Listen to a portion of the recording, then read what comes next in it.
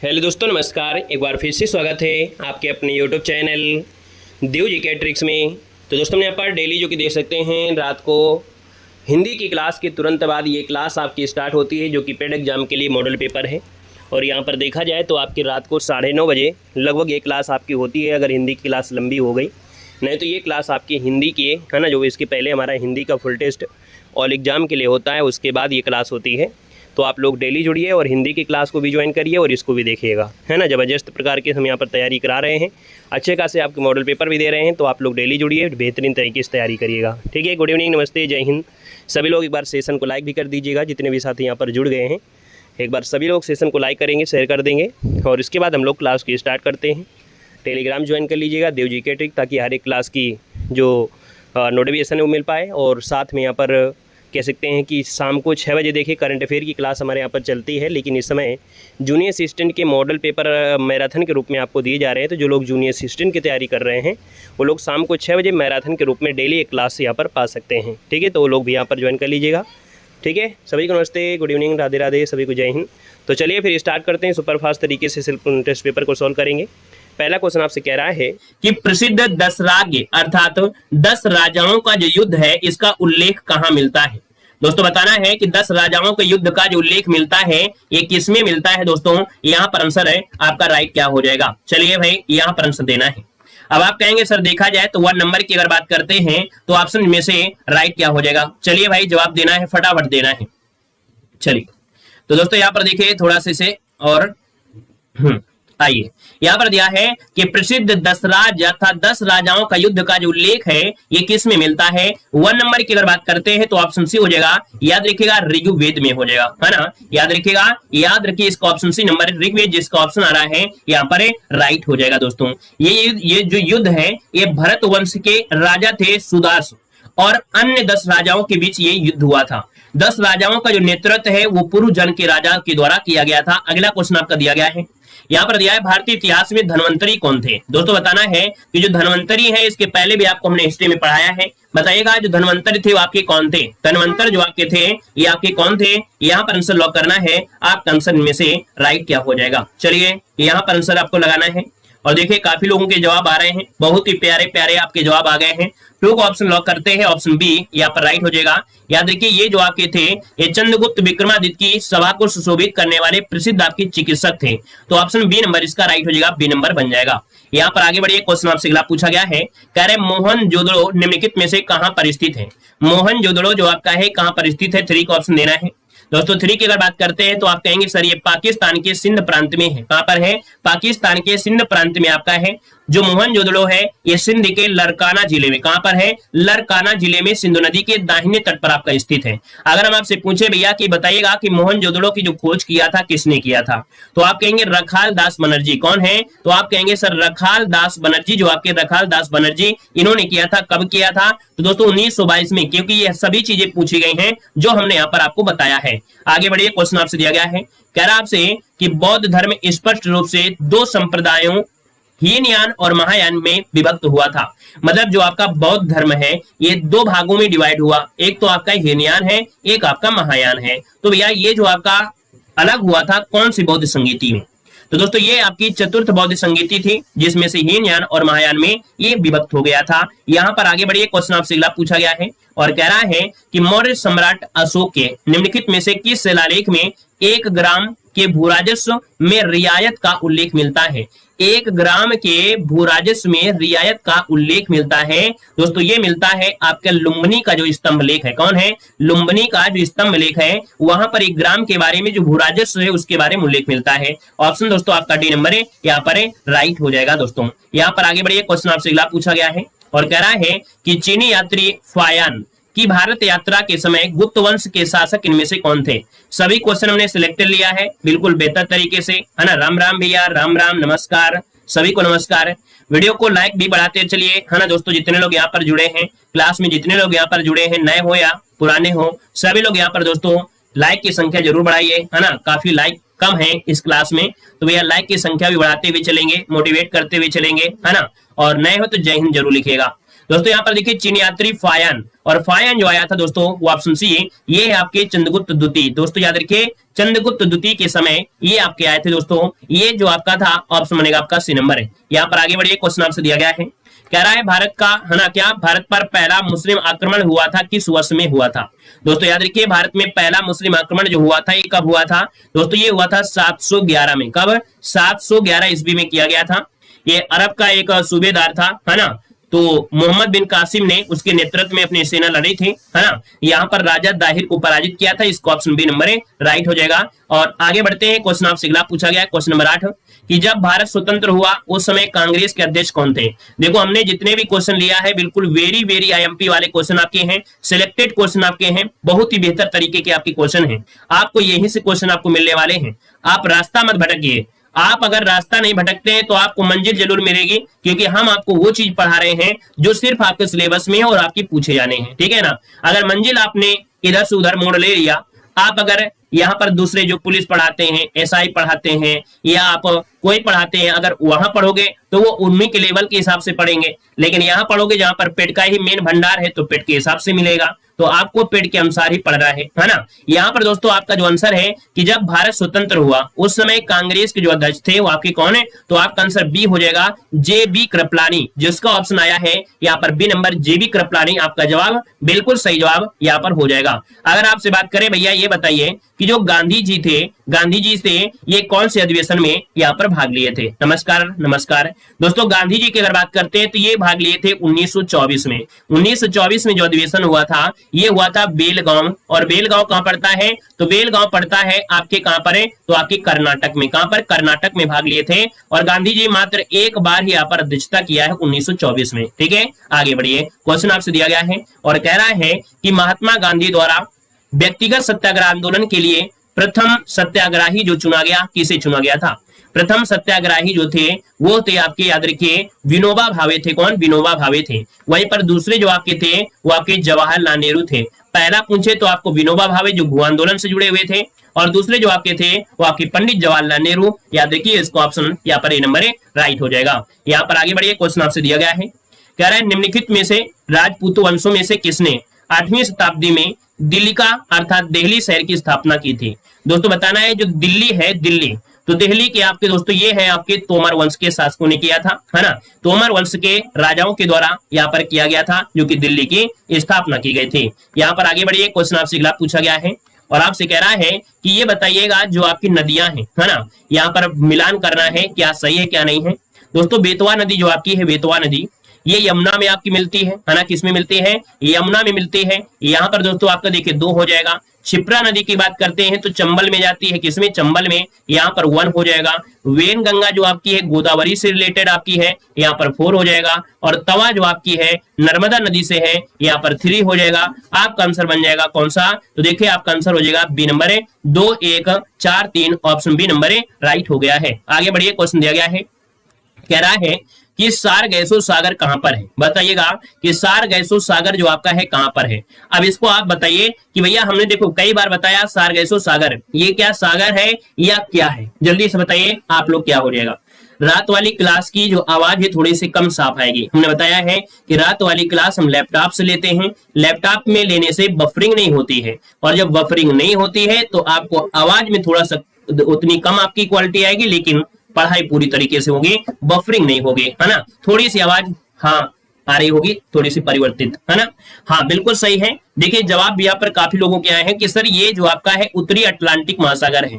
मतलब दोस्तों देखा जाए तो आपका जो एस के आकार का बना है ना, ये आपका अटलांटिक महासागर है। इसमें जो आपका उत्तरी अटलांटिक महासागर में है तो काफी क्षेत्र में क्या है, घास का एरिया है जो कि समुद्र में ही है, उसमें घास जमी हुई है, और ये छोटी छोटी जो घास है उसी को बोला गया सारगैसो सागर। तो ये ऑप्शन जो आपका है नंबर राइट हो जाएगा, ठीक है। यहाँ पर आगे बढ़िए, क्वेश्चन आपसे अगला पूछा गया है, कह रहा है जनगणना 2011 में भारत के कुल जनसंख्या 121 करोड़, नगरीकरण का स्तर आपसे पूछा है कि नगरीकरण जो हुआ था वो कितना % हो गया है।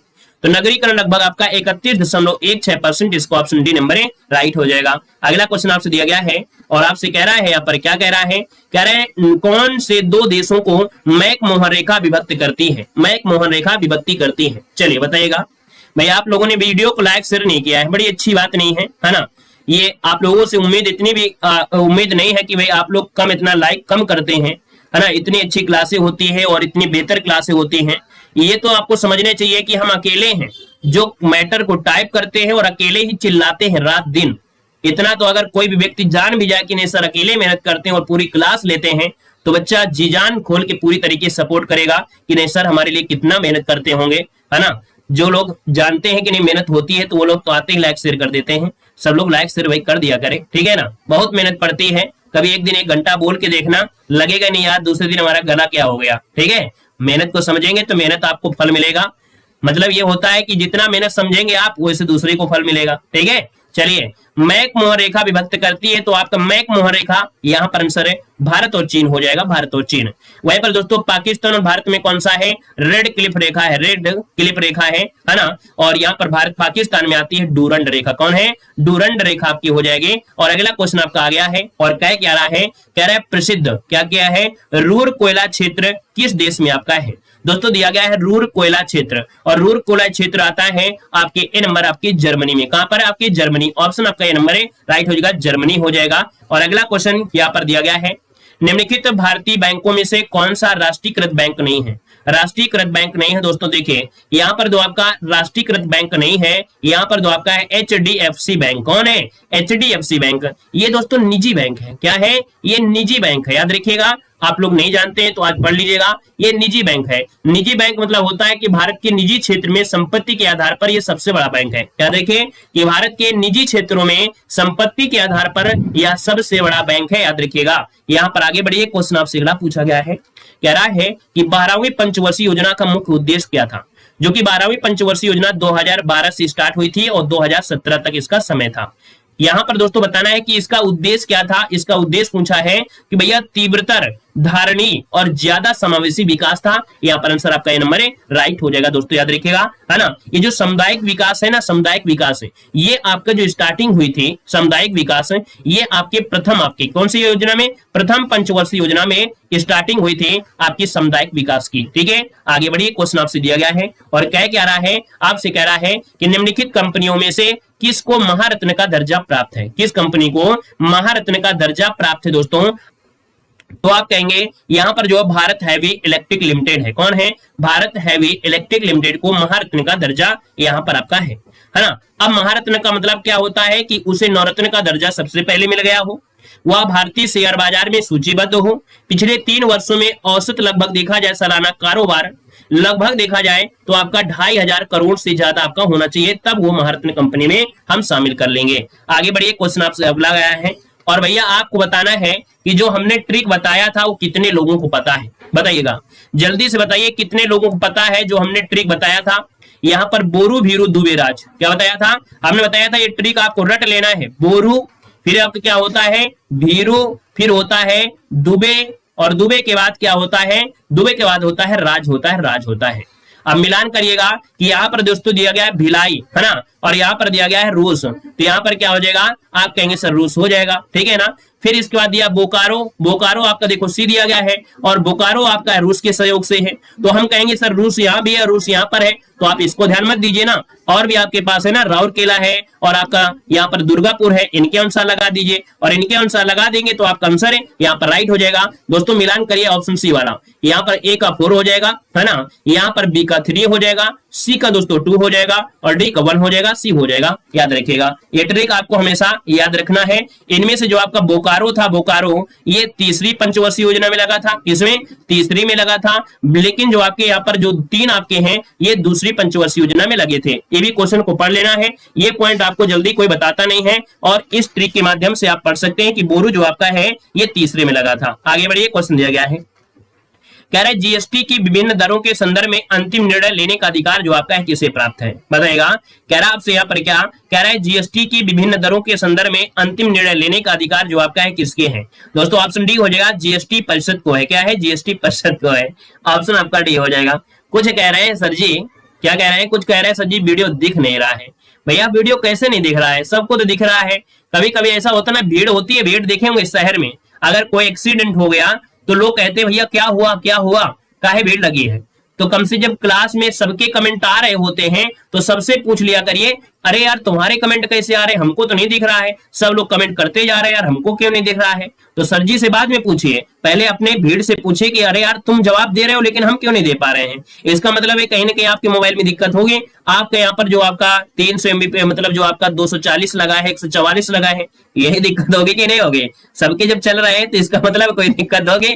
ठीक है, आगे बढ़िए। क्वेश्चन दिया गया है अगला पॉइंट, क्या कह रहा है, एक मिनट, क्या हुआ यहां पर देखिए अगला पॉइंट, यहां पर बढ़ते हैं लेकिन उसके पहले कुछ क्या हो गया।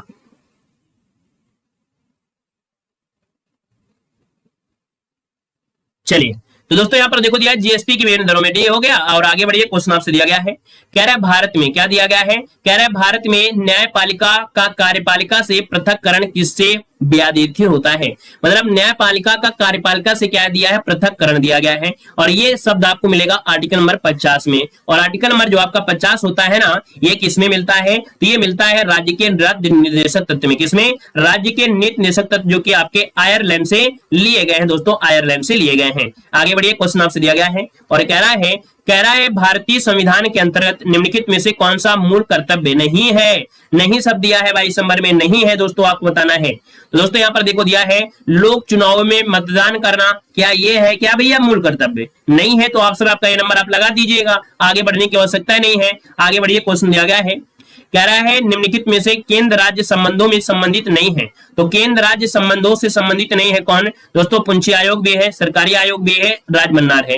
लेकिन जो दिया गया दांते वाला आयोग, दांते वाला, ये केंद्र राज्य संबंधित नहीं है दोस्तों, याद रखिएगा। ये बेरोजगारी से है, जो दांते वाला है ये आपके बेरोजगारी से है, बेरोजगारी से हो जाएगा, बेरोजगारी से हो जाएगा, याद रखिएगा। ठीक है ना, आगे बढ़िए, क्वेश्चन आपसे दिया गया है और कह रहा है कि भारतीय संविधान में जिला शब्द का प्रयोग कौन से अनुच्छेद के अंतर्गत किया गया था।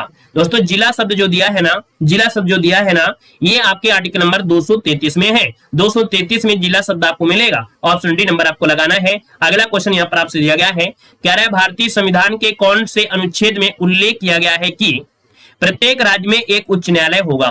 दोस्तों यहाँ पर देखिए हर एक राज्य में क्या होगा, हाई कोर्ट होगा। ये कौन से आर्टिकल में वर्णन किया गया है, तो ऑप्शन सी हो जाएगा अनुच्छेद 214 में, अनुच्छेद 214 आंसर हो जाएगा। अगला आपसे दिया गया है, कह रहा है कि किसी वस्तु के प्रारंभिक बिंदु और अंतिम बिंदु के मध्य की जो वास्तविक लंबाई होती है वो क्या होती है। ये इकोनॉमिक्स रिलेटेड है दोस्तों, याद रखिएगा। यहाँ पर हो जाए आपका, इसे दूरी कहते हैं। मतलब एक बिंदु ये है और एक बिंदु ये है, सिर्फ पूछा गया है इसकी वास्तविक लंबाई क्या है, लंबाई पूछा गया है, तो ये आपका हो जाएगा दूरी। ठीक है ना, अगर इसमें ये पूछ लेता घूम के यहाँ पर जाते तब ये विस्थापन हो जाता, एक वस्तु इतनी दूर से इतनी दूरी हो गई, विस्थापन हो जाता। ठीक है ना, यहाँ पर आगे बढ़िए, क्वेश्चन आपसे दिया गया है और कह रहा है कि हरित ग्रह प्रभाव में सर्वाधिक संबंधित गैस कौन सी है। अब दोस्तों यहाँ पर देखिए हरित ग्रह अर्थात जो आपकी है ग्लोबल वार्मिंग, ग्लोबल वार्मिंग जो आपकी होती है दोस्तों, याद रखिएगा, इसमें से जो आपकी है कार्बन डाइऑक्साइड ये सबसे ज्यादा जिम्मेदार होती है। और भी आपकी ग्लोबल वार्मिंग में होती है लेकिन सबसे ज्यादा जिम्मेदार कार्बन डाइऑक्साइड होती है। अगला क्वेश्चन यहाँ पर आपसे दिया गया है, कह रहा है किस्कोग्राफ का आविष्कार किसने किया था। दोस्तों यहाँ पर किसको दिया, वैसे किस्कोग्राफ होता है क्या, किस्कोग्राफ होता है, किस्कोग्राफ। और किस्कोग्राफ का खोज किया था ये है आपकी जे.सी. बोस, है ना, याद रखिएगा कि जे.सी. बोस के द्वारा किस्कोग्राफ का खोज किया गया था। ये मतलब होता है कि पौधों में क्या, जो पेड़ पौधे होते हैं उसमें भी क्या होती है, जान होती है ना, पेड़ पौधों में क्या होती है, चेतना होती है, इसकी खोज किया था। यहाँ पर आगे बढ़िए, क्वेश्चन आपसे अगला पूछा गया है, निम्नलिखित में से वह कौन सा ब्लॉक है जिसमें धातु, अधातु तथा उपधातु तीनों ही मिल जाती हैं। दोस्तों धातु होगी, अधातु होगी, उपधातु होगा। दोस्तों यहाँ पर देखिए जो ऑप्शन बी है पी ब्लॉक, है ना, जो आपका पी ब्लॉक है ना, ये आपकी कक्षा में जैसे प्रवेश करते हैं तो इसमें आपको धातु, अधातु, उपधातु सभी आपके मिल जाते हैं। यहाँ पर अगला क्वेश्चन दिया गया है कि हमारे शरीर में क्या दिया है, हमारे शरीर में एंटीजन के प्रति सुरक्षा हेतु निम्न में से किसके द्वारा एंटीबॉडीज का निर्माण किया जाता है। दोस्तों एंटीबॉडीज जो आपका है, एंटीबॉडीज का निर्माण जो होता है कैसे होता है। दोस्तों याद रखिए एंटीबॉडीज जो होता है इसका निर्माण जो होता है ये ऑप्शन ए हो जाएगा प्रतिरक्षा तंत्र। क्या याद रखिएगा, प्रतिरक्षा तंत्र, यहाँ पर आंसर राइट हो जाएगा कि प्रतिरक्षा तंत्र के द्वारा एंटीबॉडीज का निर्माण किया जाता है। यहाँ पर आगे बढ़िए, क्वेश्चन आपसे पूछा गया है और दिया गया है आपसे क्वेश्चन, कह रहा है ग्रीष्म ऋतु शब्द में कौन सी संधि है। ग्रीष्म ऋतु में आपसे पूछा गया संधि क्या है दोस्तों 31 नंबर में, तो 31 का ऑप्शन दोस्तों बी हो जाएगा गुण संधि। क्योंकि यहाँ पर देखो क्या है, ऋतु दिया गया और ऋषि शब्द जो आपका आ जाएगा तो समझ लीजिएगा अर शब्द निकलेगा, अर होता है गुण संधि में, ठीक है ना। यहाँ पर इसे तोड़ेंगे तो बनेगा ग्रीष्म धन ऋतु, क्या ग्रीष्म धन ऋतु छोटा प्लस ऋषि अर्थात अर आ जाएगा, और जो अर होता है वो किसमें होता है, हमने बताया कि गुण संधि में हो जाएगा। यहाँ पर आगे बढ़िए, क्वेश्चन दिया गया है, कह रहा है निम्न में से दाता का विलोम बताना है। दाता का विलोम, और दाता का विलोम है तो आप कहेंगे दानी है, दाता है ना, दाता का विलोम दानी हो जाएगा। यहाँ पर आगे बढ़िए, देखो दाता का विलोम दानी हो जाएगा, कुछ समझ नहीं आ रहा अभी, ऐसा तो नहीं लग रहा दाता का दानी हो जाएगा, क्योंकि विलोम पूछ लिया गया है। विलोम पूछा गया है तो भैया विलोम पूछा गया है ना, तो दानी नहीं होगा, क्योंकि दाता और दानी तो एक ही जैसे हो गया ना। यहाँ पर दाता का होता है दोस्तों सुम, क्या होता है, दाता का होता है सुम होता है, सुम होता है। दाता मतलब होता है देने वाला, है ना, और सुम का मतलब होता है, याद रखिएगा, जो कंजूस होता है, क्या होता है, कंजूस होता है, कंजूस को कहते हैं सुम, है ना। और दोस्तों क्या बोलते हैं, कृपण, क्या बोलते हैं, कृपण कहते हैं, कृपण। तो दोस्तों इसका मतलब ये होगा, दाता मतलब जो देने वाला है, और सुम का अर्थ होता है कंजूस, तो यही आपका आंसर ए नंबर है, राइट हो जाएगा, दानी नहीं होगा। क्लियर है ना। चलिए यहाँ पर देखो दाता दानी हमेशा पढ़ते रहते हैं तो मुंह से निकल आते हैं। सुम मतलब होता है कंजूस होता है, सुम मतलब होता है कृपण होता है, ठीक है ना, समझ गए होंगे। आगे बढ़िए, क्वेश्चन दिया गया है, आपसे कह रहा है निराश्रित किसका पर्यायवाची है। निराश्रित किसका पर्यायवाची है दोस्तों 33 नंबर में। तो निराश्रित, निराश्रित मतलब होता है जो अनाथ होता है, जिसके कोई आपका नहीं होता, उसे अनाथ कहते हैं दोस्तों, याद रखिएगा। अनाथ मतलब बेसहारा या नाथहीन, या कह सकते हैं दीन या निराश्रित, है ना, ये होता है, अनाथ होता है, ऑप्शन बी बनेगा। अगला क्वेश्चन यहाँ पर आपसे दिया गया है, कह रहे जो दूर की बात सोच ना सका, वाक्यांश के लिए शब्द क्या हो जाएगा, जो दूर की बात सोच नहीं सकता वो होता है अनाग्र सोची, क्या अनाग्र सोची, अनाग्र सोची। अग्र सोची मतलब होता है आगे की सोचने वाला, लेकिन यहां पर कह रहा है अनाग्र, अनाग्र मतलब ना सोचने वाला, ना जो हो गया अनाग्र हो गया, ठीक है ना। आगे बढ़िए, क्वेश्चन आपसे दिया गया है और आपसे कह रहा है कि निम्न से पुल्लिंग शब्द आपको बताना है। यहाँ पर जो आपका पुल्लिंग शब्द आपका इनमें से कौन है 35 नंबर में। अब आप कहेंगे से पुल्लिंग की अगर बात करते हैं तो भैया घटना कैसी है, दया कैसी है, भूख कैसी है, बुढ़ापा कैसा है, और बुढ़ापा कैसा शब्द आया है, कैसा शब्द आ गया है तो पुल्लिंग, और कैसी शब्द आ गई है तो स्त्रीलिंग हो जाएगा साथियों। आगे बढ़िए, क्वेश्चन आपसे पूछा गया है, यहाँ पर दिया गया है कि आर्यभट्ट प्रक्षेपण विज्ञान अनुसंधान संस्थान कहाँ पर स्थित है। दोस्तों बताना है जो आर्यभट्ट प्रक्षेपण विज्ञान अनुसंधान है ना, ये कहाँ पर है, तो आप कहेंगे सर देखा जाए तो आपका आंसर बनेगा क्या, यहाँ पर सी नंबर है, ये नैनीताल में है। कहाँ पर है, ये नैनीताल में है दोस्तों, नैनीताल में है। इसका जो गठन हुआ था दोस्तों, इसका जो गठन हुआ था उत्तर प्रदेश वेधशाला के नाम से हुआ था, ये 1954 में इसकी स्थापना हुई थी, अर्थात इसका ज्ञापन हुआ था, ठीक है। यहाँ पर आगे बढ़िए, मतलब पहले जब हुआ था यूपी में हुआ था, कहाँ हुआ था, यूपी में।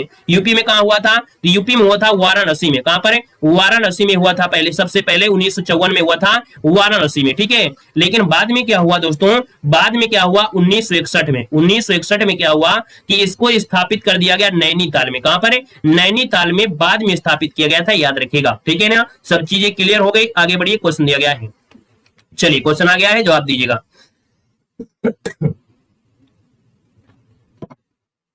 चलिए देखो दिया गया है, जो कि हमेशा आपको पढ़ाते हैं स्टैटिक जी की क्लास में, कि संयुक्त प्राणग्राही किस नद से संबंधित है।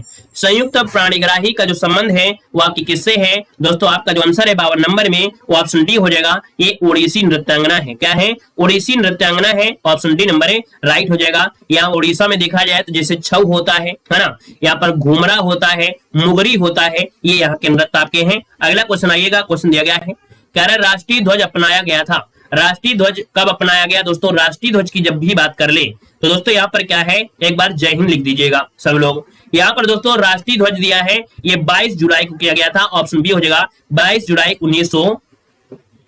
48 नहीं होगा, यहाँ पर ऑप्शन डी होगा, क्योंकि यहाँ पर 47 में हुआ था ना कि 48 में, तो इसका जो ऑप्शन बनेगा वो आपका डी बनेगा, क्योंकि 47 यहाँ पर लिखा है, ये 48 लिखा है, 22 जुलाई तो कॉमन है, तो ऑप्शन इसका डी हो जाएगा 22 जुलाई 1947। क्लियर हुआ। आगे बढ़िए, क्वेश्चन आपसे दिया गया है, यहाँ पर दिया गया है अगला पॉइंट, कह रहे हैं मधुबनी जो आपकी कला है कहाँ की प्रसिद्ध है। मधुबनी कला जो आपकी है कहाँ की है दोस्तों, मधुबनी कला आपके मिथिला की है। कहाँ की है, मिथिला की है, ऑप्शन सी नंबर इसका राइट हो जाएगा। नेक्स्ट क्वेश्चन को आते हैं, क्वेश्चन दिया गया है और आपसे कह रहा है कि शतरंज की ग्रैंड मास्टर बनने वाली पहली भारतीय महिला कौन है।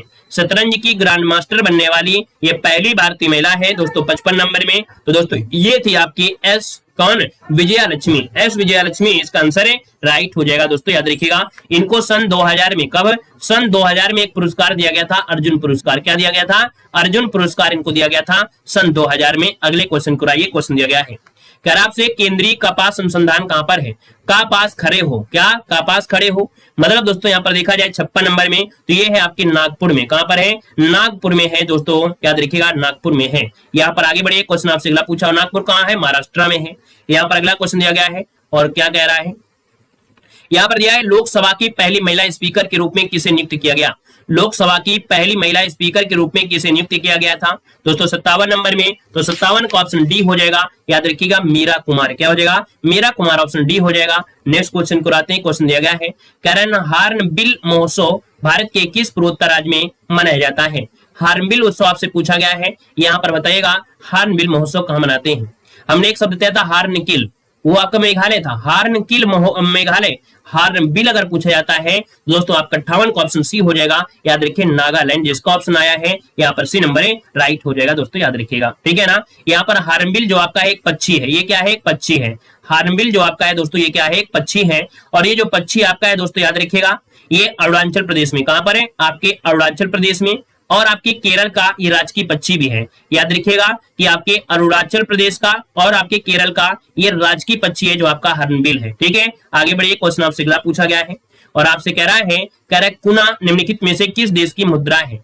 कुना जो आपकी है ये किस देश की मुद्रा है दोस्तों? यहाँ पर आंसर आपका ये हो जाएगा क्रोएशिया की है। कहाँ की है? ये आपकी क्रोएशिया की मुद्रा है दोस्तों, याद रखिएगा। क्रोएशिया की राजधानी पूछ लेता है तो राजधानी क्या हो जाएगा? जाग्रेब। क्या हो जाएगा? जाग्रेब। जाग्रेब दोस्तों आपकी ये क्या हो जाएगी? यहाँ की आपकी राजधानी हो जाएगी। नेक्स्ट क्वेश्चन आपसे दिया गया है, कह रहा आपसे कि the test of my life पुस्तक के जो लेखक है वो आपके कौन है? The test of my life पुस्तक दिया गया है दोस्तों, टेस्ट की बात किया है तो दोस्तों यहाँ पर देखिए युवराज सिंह है कहीं ऑप्शन में, ऑप्शन सी हो जाएगा, युवराज सिंह इसका आंसर है, राइट हो जाएगा। नेक्स्ट क्वेश्चन गया है, यहाँ पर दिया गया है कि शास्त्रीय संगीत के घराने और आपकी शैलियां। दोस्तों यहाँ पर देख सकते हैं आपका जो पॉइंट आपसे दिया गया है, क्या दिया गया है कि हिंदुस्तानी संगीत का सर्वाधिक प्राचीन घराना कौन है? तो हिंदुस्तान संगीत का सबसे प्राचीन घराना है ये ग्वालियर का घराना है, याद रखिए, ग्वालियर घराना है। अगला, वर्तमान समय में हिंदुस्तानी संगीत की सर्वाधिक लोकप्रिय गायन शैली कौन है? तो ये है आपकी ख्याल गायकी है। क्या है? ख्याल गायनी। ये ख्याल गायक आपकी हिंदुस्तानी संगीत की सबसे लोकप्रिय है। अगला, किस घराने को ख्याल गायकी के जन्मदाता कहा जाता है? तो ख्याल गायकी के जन्मदाता ग्वालियर घराने को कहा जाता है। ध्रुपद गायकी के लिए कौन सा घराना जाना जाता है? तो आपका ग्वालियर घराना जाना जाता है। गायन की ध्रुपद शैली का आरंभ किसने किया था? तो गायन की ध्रुपद शैली का आरंभ आपके मानसिंह तोमर ने किया था। संगीत किस वेद से लिया गया है? तो संगीत लिया गया है आपके सामवेद से। कहां से? सामवेद से। अगला, कर्नाटक संगीत का पितामह किसे कहते हैं? कर्नाटक संगीत का पितामह कहा जाता है पुरंदर दास को। किसे कहते हैं? पुरंदर दास को कहा जाता है। अरे ऑनलाइन है भैया। यहाँ पर दिया है गजलों का जनक किसे कहते हैं? तो गजलों का जनक कहा जाता है आपके अमीर खुसरो को। किसे? अमीर खुसरो को। और अगला आपसे यहाँ पर दिया गया है कि अमीर खुसरो का नाम किस वाद्य यंत्र के साथ संबंधित है आविष्कार के मामले में? तो सितार का जो आविष्कार किया था वो आपके दोस्तों याद रखिए अमीर खुसरो ने ही यहाँ पर किया था दोस्तों, याद रखिएगा, ठीक है ना। और अगला पॉइंट यहाँ पर आपसे दिया गया है, क्या कह रहा है? चलिए, यहाँ पर और भी आपका दिया गया है राग रागियां। क्या दिया है? राग रागनियों का प्रथम विस्तृत विवेचन जो मिलता है किस में मिलता है? ये दोस्तों है नारद के संगीत मकरंद में मिलता है। प्रातः काल में गाया जाने वाला राग होता है कौन सा? दरबारी होता है, ठीक है ना, दरबारी होता है। और भी होता है, याद रखिएगा। यहाँ पर दिया है राग भैरवी या भैरवी, ये भी प्रातः काल में ही गाया जाता है, ठीक है। दरबारी हो गया या राग भैरवी हो गया, है ना, याद रखिएगा आपके प्रातः काल में ही गाए जाते हैं। राग देश दिया है, राग देश, ये किस पहर में? तो रात्रि के दूसरी पहर में गाया जाता है। अगला संगीतकार थे तानसेन का संबंध किस राज दरबार से है? दोस्तों याद रखिए ये संगीतकार हैं, है ना, इनका संबंध आपके मुगल दरबार से रहा है। अगला है कि तानसेन हिंदुस्तानी संगीत शैली के किस रूप में संबंधित थे? तो आपके संगीत ध्रुपद के लिए जाने जाते हैं। यहाँ पर दिया है बैजू बाबर हिंदुस्तानी संगीत शैली के किस रूप में प्रसिद्ध थे? तो आप बैजू बाबर आपके ध्रुपद से बहुत क्वेश्चन पूछा जाता है। बड़े गुलाम अली किस घराने से संबंधित थे? बड़े गुलाम अली आपकी जो थे ये पटियाला घराना से थे। अगला है ठुमरी गायिका गिरजा देवी का संबंध, आपके हमेशा मॉडल पेपर मिलता है दोस्तों, याद रखिएगा। ठुमरी गायिका गिरजा देवी का संबंध है आपके बनारस घराना से। कहां से है? बनारस घराने से है। और अगला है हीरा भाई वड़ोड़कर किससे संबंधित हैं? तो हीरा भाई वड़ोड़कर आपके हैं आपकी गजल गायकी से हैं, गजल गायकी से हो जाएंगे। अगला पॉइंट यहाँ पर बढ़ते हैं। अगला पॉइंट आपसे क्या कह रहा है? यहाँ पर दिया है लोक नृत्य और नृत्य शैलियां दिया गया है, लोक कला और नृत्य शैली दिया है। कह रहा है गरीबों की कथकली के नाम से किसे जानते हैं? गरीबों की कथकली के नाम से दोस्तों जानते हैं आपके उट्टन तुल्लन को जानते हैं। अगला है कि तीजन बाई किस लोक नृत्य गायन से संबंधित हैं? तो तीजन बाई दोस्तों याद रखिए पडवानी शैली से है, पडवानी शैली से। रंगोली भारत के किस क्षेत्र की प्रमुख लोक कला है? रंगोली है आपके महाराष्ट्र की है, जो कि आपने पढ़ा भी है। अगला है अल्पना, जो आपके है ये किस क्षेत्र की है? तो अल्पना है आपके पश्चिम बंगाल की। कहां की है? आपके पश्चिम बंगाल की है। अगला है मंडाना, मंडाना लोक कला शैली का संबंध है आपके राजस्थान से। कहां से? राजस्थान से है।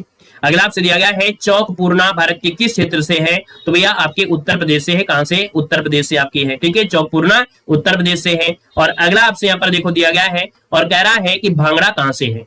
तो भैया आप कहेंगे सर भांगड़ा जो आपका है ये लोकप्रिय आपके कहां से? पंजाब से है। वहीं पर गिद्धा जो आपका है ये नृत्य आपका किस राज्य से? आपके पंजाब से हो जाएगा। छपेली नृत्य आपका दोस्तों याद रखिएगा हिमाचल प्रदेश से है। छपेली नृत्य हिमाचल प्रदेश से है। कलमकारी दोस्तों एक लोक कला है और ये आंध्र प्रदेश से आपकी है। दोस्तों फुलकारी लोक कला जो आपकी है ये आपके हरियाणा से है। तमाशा दोस्तों याद रखिए, तमाशा बहुत बार पूछा गया है। तमाशा दोस्तों आपकी कला है आपके महाराष्ट्र की है। डांडिया लोक नृत्य दोस्तों आपके कहां से है? तो आपकी गुजरात, जो कि जानते हैं। पनिहारी, पनिहारी है दोस्तों याद रखिए राजस्थान से। एक गाना भी सुना होगा कि पावन चली, एक गाना शब्द था ना, तो वो आपके पनिहारी ऐसे याद रहेगा। भारत के किस भाग में बंबू नृत्य आपका है? बंबू नृत्य आपके मेघालय से संबंधित है। यक्षगान जो कि युद्ध नृत्य होता है, ये नृत्य आपके कहां से? कर्नाटक से है यक्षगान।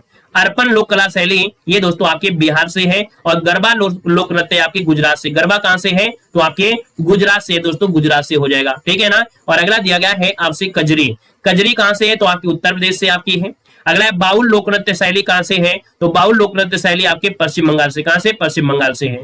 अगला है पंडवानी कहां की है? पंडवानी, तो पंडवानी दोस्तों याद रखिएगा आपकी छत्तीसगढ़ से। पंडवानी कहां से है? छत्तीसगढ़ से है। लेकिन अगर पनिहारी पूछ लेता पनिहारी, तब ये राजस्थान से। तो पनिहारी राजस्थान से। ऐसे याद रखिए कि राजस्थान में सूखा है समझ लो, तो वो पानी लेने जाते हैं, है ना, हार जाते हैं पानी लाते लाते, ये राजस्थान में। लेकिन यहाँ पर दिया है पंडवानी, पंडवानी कहां पर है? तो आपकी छत्तीसगढ़ से है, ठीक है। अगला राउफ, राउफ कहां का है? तो आपकी जम्मू कश्मीर का। राउफ जम्मू कश्मीर का है।